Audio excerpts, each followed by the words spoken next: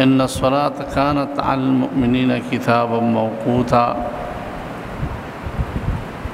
اللہ پاک فرمائی اقیموا الصلاة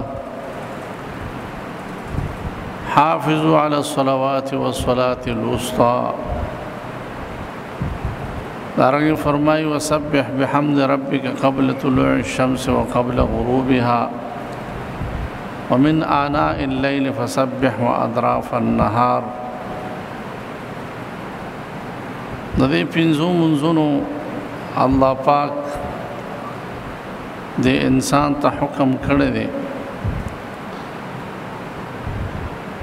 او په دې کې الله پاک ډېر لوی حکمتونه هم اخوجي دي او د انسان په ډېر زیاتې فائدې هم دي. ځکه موږ او تاسو د رزق د تلاش لپاره په بازار کې او په کاروبارونو پسې ګرځو. حدیث مبارک کې راځي څوک د پنځو منځونو اهتمام کوي الله پاک به د رزق هغه فراخه کړي. د رزق معامله الله پاک د خپل ځان سره ساتلې ده چې څونه کائنات کې ذی روحه څیزونه دي، که انسانان دي که پیریان دي او کدارنګ نور حیوانات دي، حشرات الارض دي او هغه کې الله پاک روح اچولې دي. الله پاک دې ټول ته چې کوم دي رزق ورکوي، غذا ورکوي، کاغه په وچ باندې دي او کاغه په لمد باندې دي، دریابونو کې دي او کپاوا کې دي او په ځمکه باندې دي، ټول ته الله پاک رزق دا ورکوي. د رزق وعده الله پاک کړی ده وما من دابة في الأرض إلا على الله رزقها ويعلم مستقرها ومستودعها كل في كتاب مبين. په دې وجه باندې کامیاب انسان هغه دی چې د الله پاک عبادت ته ځان فارغ کړي او د غفلت زندگی تیر نه کړي او ټول زندگی دنیا پسې ورپسې وي او په دنیا په محبت کې تیر نه کړي. په دې وجه باندې د باندې الله پاک دا پنځه منځونه فرض کړی دي. الله پاک فرمایي حافظوا على الصلوات والصلاة الوسطى. دې کې د پنځو منځونو تذکره هم ده، د منځ د فرض کېدو او د هغې د حفاظت تذکره پکې هم ده، د پنځو منځونو د شمار تذکره پکې هم ده. تاسو حفاظت کوئ د منځونو، د صلات دلته جمع ذکر ده او د جمع اقل چې هغې کې صلات وسطا راځي نو هغه څلور چې کوم دي منځونه دي چې دوه منځونه یو طرف ته دوه بل طرف ته په هغې په درمیان کې صلات وسطا راځي. لہذا صلات جمع ذکر ده او د دې اقل چې په هغې کې درمیان کې وسطا راځي هغه څلور دي. نو دو منځونه به یو طرف ته شي، دو منځونه بل طرف ته، صلات وسطا په درمیان کې راشي. اسی د جمع اقل خدری دي خو لیکن هغې کې صلات وسطا نه راځي بیا، ځکه چې دو منځونه به یو طرف ته راځي، یو منځ به بل طرف ته او صلات وسطا په درمیان کې راځي. نو اقل د جمع چې هغې کې وسطا راځي نو هغه څلور دي.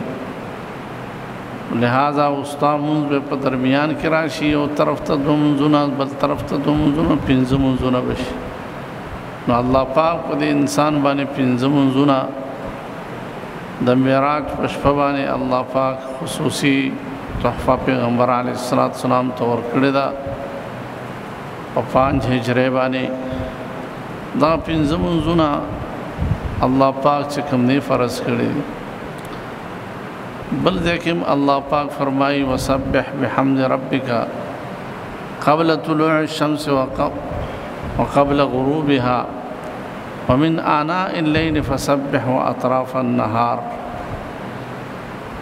دلتا صاحب د جلالین هغه فرمائی سبح نمراد چکم دی صلی موز سے چکم دی دا مراد دی نو قبل غروب الشمس مخی دا نور در آخاتون دا سحر موز دی او قبل غروبها مراد هغه د مازیګر مونځ دی چې د نور پریوتی نه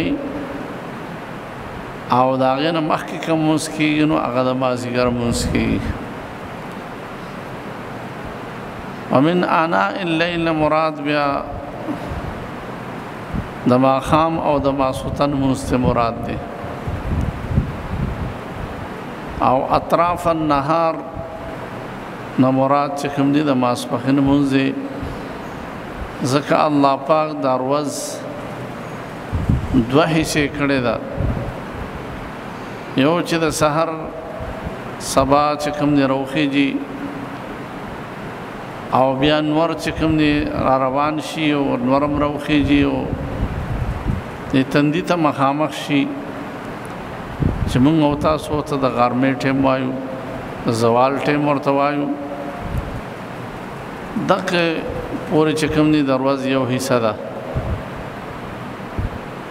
نو دغه نه پس دا سوري بیا وګرځي او د زوال نه پس چې کوم دی بیا د ماسپښین وخت چې کوم دی دا شروع کېږي نو د دغه نه د ورځې بله حصه شروع کېږي نو د نصف دروازې د نصف اول آخر او دروازې د نصف ثانی اول طرف دا دواړه طرفونه چې یو ځای شي لہذا دې ته اطراف النهار ویل کېږي. نو په دغه وخت باندې چې کوم دی د ماسپښین مونځ اطراف النهار نه مراد چې کوم دی د ماسپښین مونځ دی چې د زوال نه پس چې کوم دی د هغې ټیم هغه شروع کېږي. بیا الله پاک په دې منځونو کې ډېر غټ حکمتونه یې ښودي دي. بعض علما کرام فرمایي چې دا پنځه منځونه دی فرض کړي دي نه د پنځو نه زیات دي او نه کم دي. دا په دې وجه باندې چې د ظاهري څیزونو د معلومولو دپاره الله پاک د انسان ته یو پنځه قوتونه ورکړي او طاقتونه ورکړي دي. د هغې په مقابله کې الله پاک دته پنځه په د باندې پنځه منځونه فرض کړي. یو دته الله پاک قوت باصره ورکړې ده دویم ورته قوت سامعه ورکړې ده دریم ورته قوت ذائقه ورکړې ده څلورم ورته قوت لامسه ورکړې ده او پنځم دته قوت شامه الله پاک ورکړې. قوت باصره ورته ورکړې ده د سترګو لیدل او کتل. د دې سترګو د لیدو په ذریعه سره د ډېرو څیزونو معلومات کوي او د ډېرو څیزونو پته ورته لګي او د هغې نه ورته علم حاصلېږي. گویا کې دا سترګې هم د علم د زده کړې دپاره یو ذریعه او یو آله ده. دویم الله پاک دته بیا قوت سامعه ورکړې د غوږونو د اورېدو قوت او طاقت یې ورکړې. په غوږونو سره دې د بل چا نه خبره واوري د قرآن تلاوت واوري د هغې معنا تشریح واوري احادیث واوري. لہذا ډېرې خبرې هغه ته چې کوم دي د غوږونو په ذریعې سره حاصلېږي او دې ځان سره چې کوم دی محفوظ کوي جمع کوي. نو دا هم چې کوم دی یو ذریعه او یو آله د علم هغه وګرځېده چې د غوږونو اورېدو سره ډېر خبرې درته معلومیږي. بعضې بیا خبرې داسې دي چې هغه په لیدو او اورېدو سره نه معلومیږي، هغه په ذایقې سره معلومیږي او سکلو سره چې کوم دی معلومیږي چې یو انسان یو څیز وسکي په ژبه باندې، نو دته دا پته لګي چې دا تریو دی یا دا تریخ دی یا پیکه دی یا خوږ دی. لہذا دته د هغې چې کوم دی اندازه هغه کېږي. دا قوت هم الله پاک دی انسان ته ورکړی دی. بلې دا قوت ورکړی دی چې دې پوزه راکاږي نو دته چې کوم دی د بدبویۍ او د خوشبویۍ د دې چې کوم دی پوره پته لګي. یا د هلکان کور ته راشي او چې کور ته څنګه راننوځي وږي سړی ډایرکټ په هغه باندې د کټوۍ کې چې څه پخېږي د هغې بوی پرې لګي. اکثر بینډۍ پخ کړي وي په مخه بینډۍ پخوي، نو دا دته اوس لیدلی نه دی هغه څیز، نه د چا نه اورېدلی دی، خو لیکن دته چې کوم دی د بوی په ذریعې سره د قوت شامي په ذریعې سره ورته پته ولګېده. لہذا دا هم یو قوت الله پاک دی انسان ته دا ورکړی دی. پنځم قوت الله پاک دته قوت لامسه ورکړی.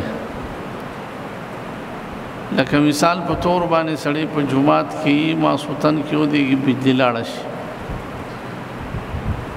او دی وی چې یاره زه بهر اوسم دروازه معلومو منو چې د دیوال سره لاس ولګي نو دته پته لګي چې زما دیوال سره لاس ولګېد.